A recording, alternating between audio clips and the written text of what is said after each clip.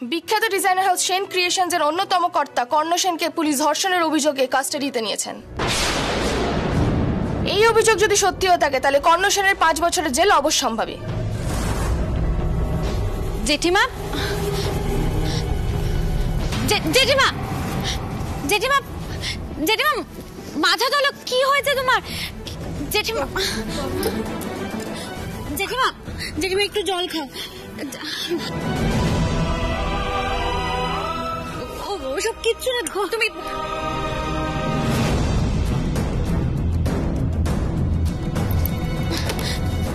জেঠিমা তুমি শান্ত হও, কিচ্ছু হয়নি, দাদাভাইয়ের কিচ্ছু হবে না, তুমি দেখো। জেঠিমা, জেঠিমা কথা বলছো না, জেঠিমা, জেঠিমা কথা বলছো না কেন? তুমি কথা বলো।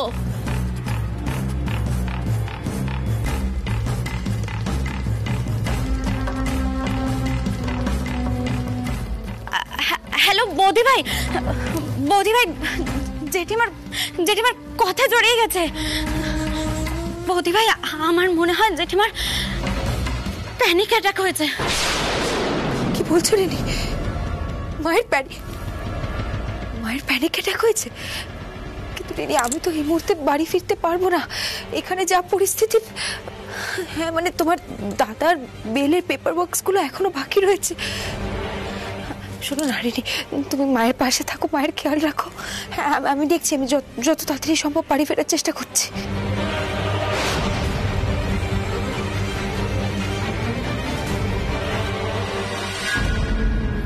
তুই তো পুলিশ ডিপার্টমেন্টের একজন বড় কর্তা, তুই চাইলে কিন্তু জামিনটা হয়ে যেতে পারে ভাই। তুই প্লিজ দেখ, যদি না মলেস্টেশন কেস বলে তুই ইনভলভ হবি না, এটা কি রকম কথা? দেখ ব্যাপারটা তো প্রমাণিত।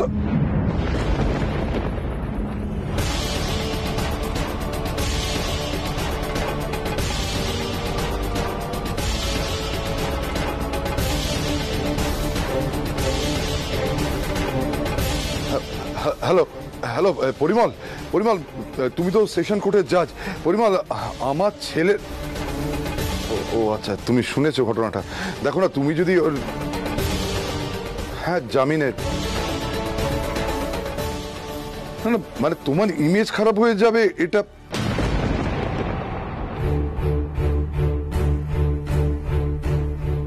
মায়ের প্যানিক অ্যাটাক হয়েছে, বাবা এমন টেনশনে অধীর হয়ে আছেন কর্ণ থানায়। আমি জানি না আমি কি করব। আমি তো বাবাকে বলতেও পারবো না যে মায়ের শরীর ভালো নেই। বাবা তাহলে টেনশন করবেন। বাবার নিজের হার্টের অবস্থাও ভালো নয়। মাত্র 24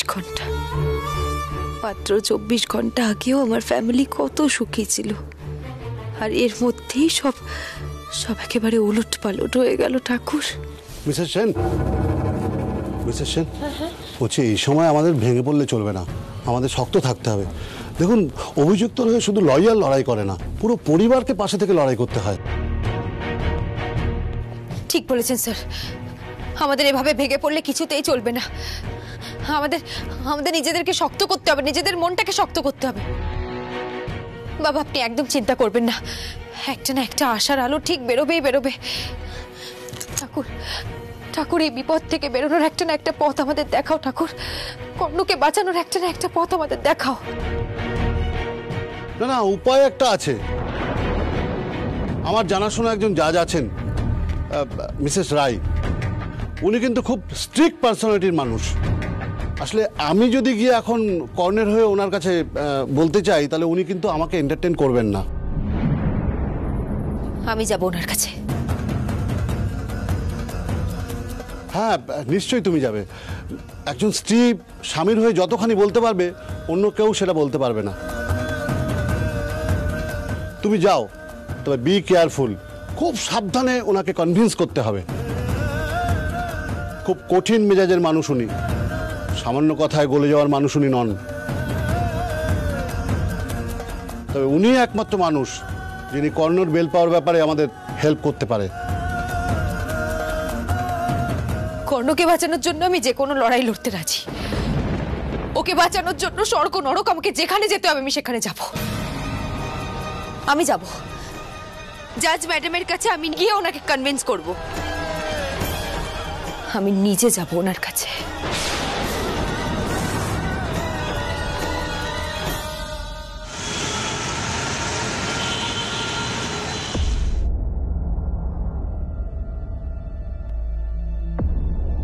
বসুন।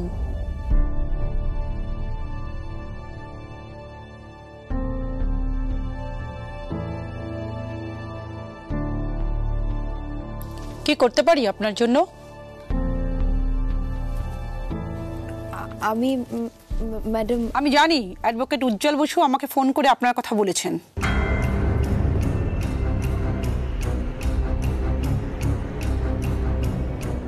উনি তো আমার দিকে তাকাচ্ছেনই না। আমি ওনাকে কনভিন্স করব কিভাবে?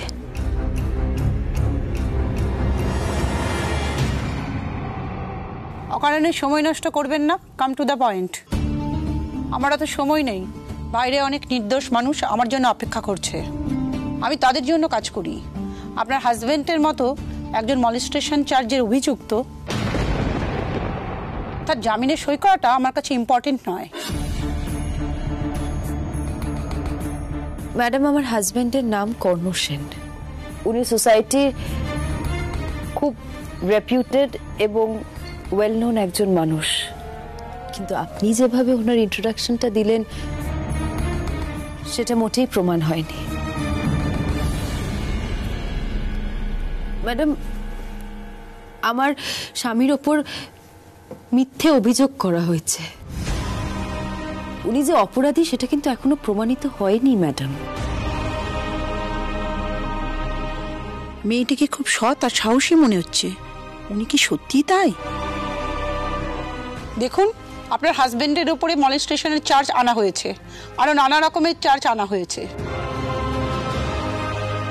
সমাজের চোখে এটা খুব বড় অপরাধ।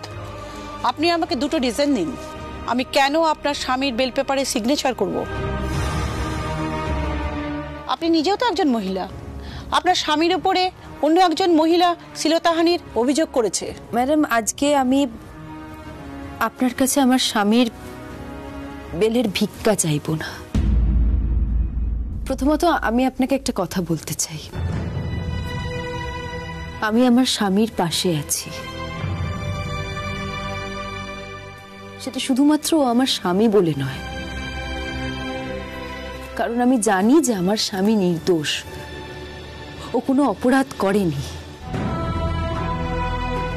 সেকেন্ডলি ম্যাডাম, আমার স্বামীর নামে মোলেস্টেশনের অভিযোগটা আনা হয়েছে, কিন্তু ও যে আদৌ অপরাধটা করেছে সেটা কিন্তু এখনো প্রমাণিত নয়।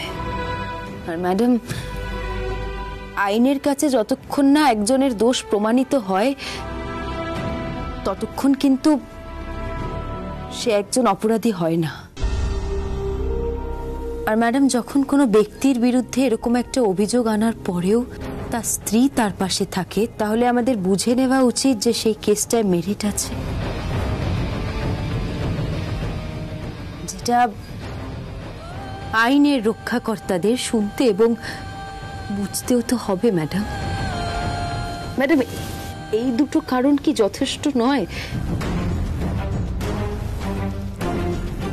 যার বেসিসে আপনি আমার স্বামীর বেল পেপারে সই করতে পারেন?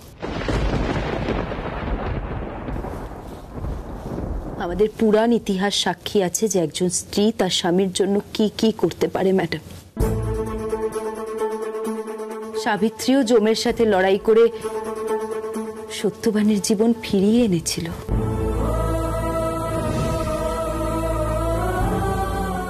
আমিও যে কোনো এক্সট্রিম অবধি লড়ে যেতে পারি আমার স্বামীকে সুবিচার পাইয়েই দিতে। ম্যাডাম, আমি জানি আমার হাজবেন্ড সুবিচার পাবে, কারণ আমার নিজের দেশের বিচার ব্যবস্থার উপরে আমার নিজের বিশ্বাস আছে এবং নিজের ভরসা আছে। ম্যাডাম,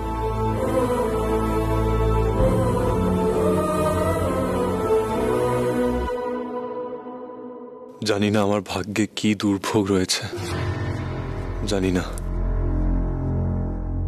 মিস্টার কর্ণ সেন, আপনাকে এবার এখান থেকে ভেতরে নিয়ে যেতে হচ্ছে। ভেতরে ছেলেদের জন্য নির্ধারিত জেল আছে, সেখানে আপনাকে নিয়ে যেতে হবে। আপনি মলেস্টেশন কেসে অ্যাকিউজড, এখানে এভাবে এতক্ষণ আপনাকে বসিয়ে রাখতে পারবো না। স্যার, আমি বুঝতে পারছি, কিন্তু জাস্ট আর 5 মিনিট ওয়েট করতে পারি? Please. Okay, but just 5 minutes only, right? Thank you.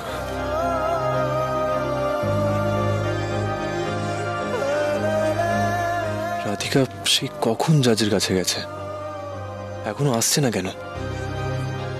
তাহলে কি রাধিকা এখনো ওই জামিনের কাগজে জাজের সই নিতে পারেনি? মিস্টার কর্ণ সেন, আমার মনে হয় আপনার স্ত্রী আপনার বেল পেপারে সাইন করিয়ে উঠতে পারেননি। It is tough, really tough. একজন মলেস্টেশন কেসের অ্যাকিউজডের ব্যাপারে জাজকে কনভিন্সড করে তার জামিনের কাগজে সাইন করানো really tough. But by the way, আপনার 5 মিনিট শেষ হতে কিন্তু আর 5 সেকেন্ড বাকি আছে। Let us hope for the best, কিন্তু আমাকে কাউন্টডাউন শুরু করতেই হচ্ছে mister Sen. Sir please. I am sorry. 1, 2, 3, 4 and 5. Time is over. Definitely আপনার ওয়াইফ আপনার বেলের কাজ করতে পারেননি। বেল হয়ে গেছে স্যার।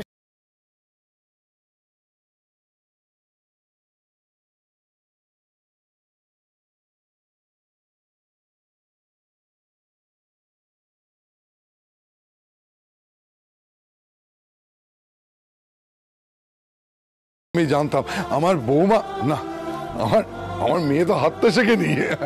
অফিসার অফিসার প্লিজ আপনি একটু দেখে নিন। হ্যাঁ অফিসার, আপনি বেল পেপার পেয়ে গেছেন, এবার মিস্টার কর্ণ সেনকে আপনি ছেড়ে দিন।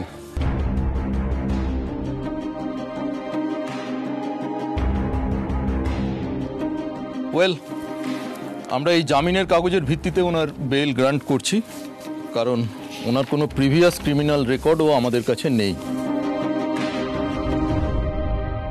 Thank you. রাধিকা, তুমি এবার কর্ণকে নিয়ে বাড়িতে যাও, কারণ আমি তোমার মধ্যে সেই সততা দেখতে পাই। তোমার সেই সততাই আমাকে ভেতর থেকে ইনসিস্ট করে তোমাকে বিশ্বাস করতে। মিস্টার সেন, আপনি একবার আমার চেম্বারে চলুন প্লিজ। এই পেপারটা ফাইনাল করে আপনার হাতে দেবো, তারপর আমি আপনাকে পৌঁছে দেবো। আচ্ছা চলুন।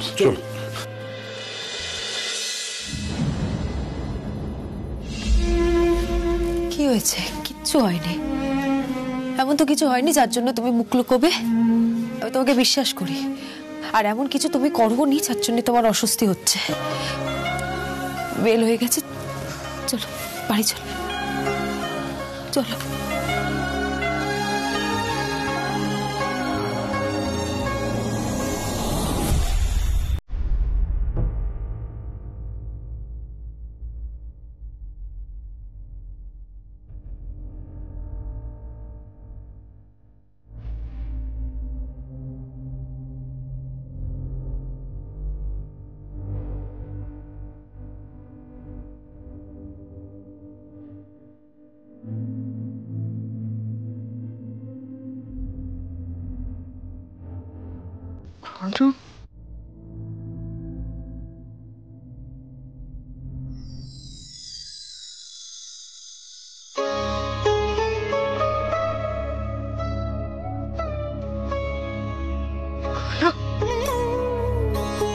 তুই ফিরে এসেছিস বাবা, তুই ফিরে এসেছিস। কর্ণ থাক না মা, তোমাকে উঠতে হবে না, তুমি শুয়েই থাকো।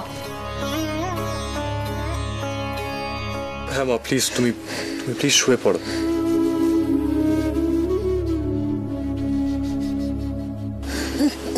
আস্তে।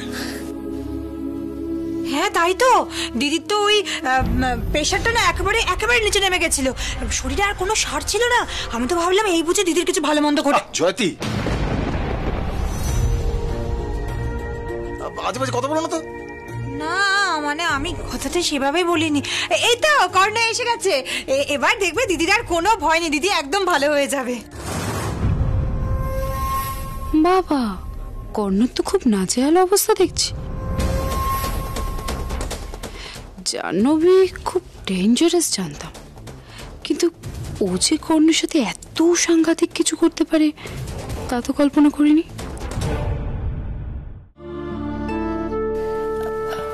দিদি ভাই দাও খাবারটা, আমাকে দাও। মা সারাদিন কিছু দাঁতে কাটেনি, তুমি বরং মাকে খাইয়ে দাও না। মা, মা এটা খেয়ে নাও প্লিজ। ওঠো ওঠো, আস্তে।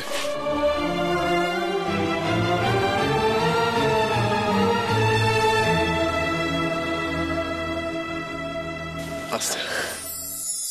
মা, তোমার কিন্তু এতক্ষণ না খেয়ে থাকাটা একদম ঠিক হয়নি। খাবার আমার গলা দিয়ে নামতো না রাধিকা। যখন আমি শুনলাম ওই মেয়েটা আমার কর্ণকে এইভাবে ফাঁসিয়েছে, এরকম একটা মিথ্যে অভিযোগ দিয়েছে,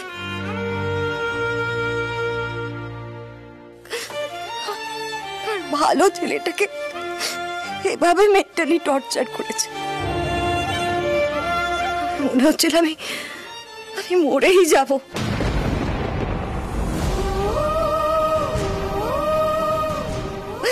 আমার কর্ণর কিছু হয়ে গেলে আমি বাঁচবো না। রাধিকা, তুমি আমায় কথা দিয়েছিলে, বলেছিলে আমার কর্ণকে আমার কাছে ফিরিয়ে আনবে। তুমি তোমার কথা রাখতে পেরেছো রাধিকা। আমি চিরজীবন তোমার কাছে কৃতজ্ঞ থাকবো। আমার কর্ণকে আমার কাছে তুমি ফিরিয়ে দিয়েছো। মা, নিজেদের লোকের কাছে কি কেউ কৃতজ্ঞতা জানায়? এই যে আমাদের অ্যাবসেন্সে তোমার শরীরটা খারাপ হয়ে গেল, তখন রিনি আর দিদি ভাই তো তোমার খেয়াল রাখলো মা। তার জন্য কি এখন আমি দিদি ভাইকে কৃতজ্ঞতা জানাবো? ও বাবা গো, এখন তো এই মামলা কোর্টে উঠবে। লোকে বলে পুলিশের চুলে নাকি একটা 18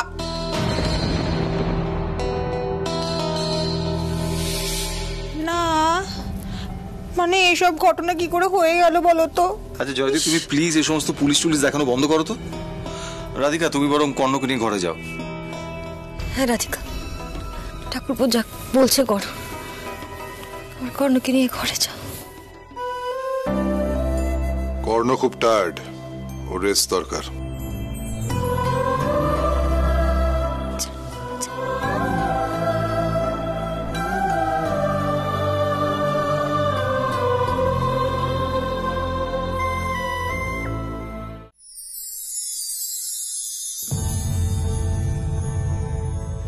এবার ঘরটা অন্ধকার হয়ে আছে কেন? লাইটটা জ্বালিয়ে দি, দাঁড়াও। থাক রাধিকা, আর আলো জ্বালিয়ে কি হবে?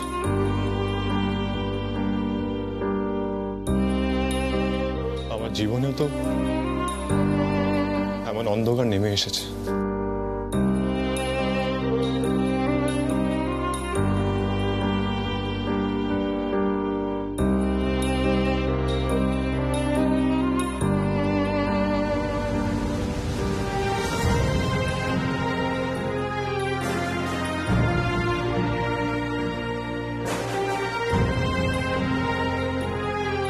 সব আশা এখনো শেষ হয়ে যায়নি কর্ণ।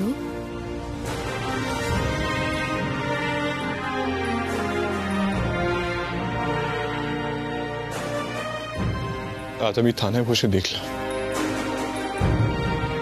আমার বাবা উদ্ভ্রান্তের মতো সবাইকে ফোন করছে আমার বেলের জন্য।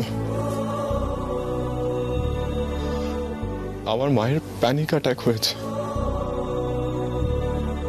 আমার স্ত্রী, যাকে কিনা আমি সবচেয়ে বেশি ভালোবাসি, তাকে আমার বেলের কাগজ নিয়ে জাজের কাছে সই জোগাড় করতে যেতে হয়েছে।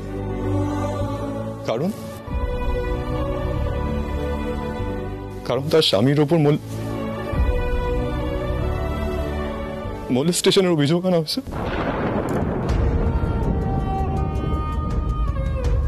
একটা মানুষের জীবনে এর চেয়ে খারাপ আর কি হতে পারে?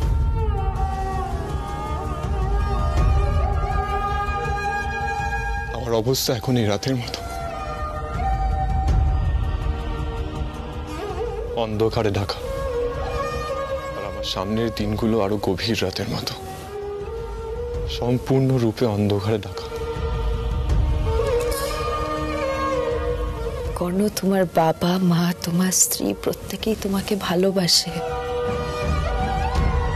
আমরা খুব ভালো করে জানি যে তোমাকে ফাঁসানো হয়েছে। তোমার ওপর যে অ্যালিগেশনটা দেওয়া হয়েছে সেটা যে মিথ্যে, এটা তো আমরা সবাই জানি।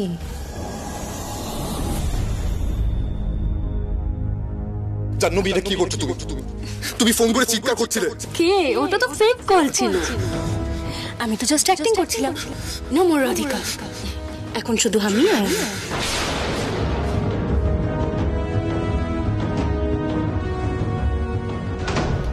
রাধিকা, আজ আমার নিজের ওপর খুব ঘৃণা হচ্ছে। আমি আমার পরিবারকে টেনে এনে এই বিচ্ছিরি সিচুয়েশনে দাঁড় করালাম। তুমি আমাকে জিজ্ঞেস করলে না এক্স্যাক্টলি কি হয়েছে, আমি এই কাজটা করেছি কিনা?